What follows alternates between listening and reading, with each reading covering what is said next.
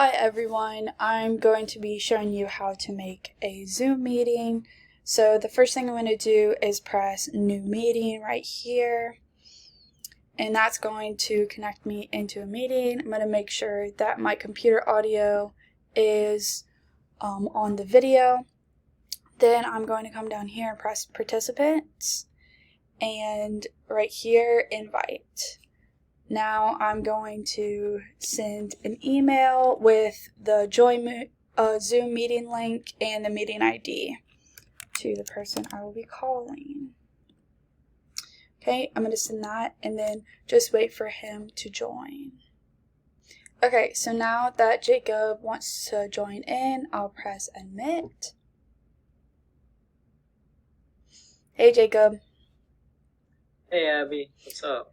I'm doing a Zoom meeting to show how to use Zoom for my Kines 205 class. Awesome. Do you like Zoom better or Microsoft Teams? I think I like Microsoft Teams better. It's easier to work. Yeah, that's fair. Well, thank you for helping me. Yeah, of course, anytime. All right, bye. Bye.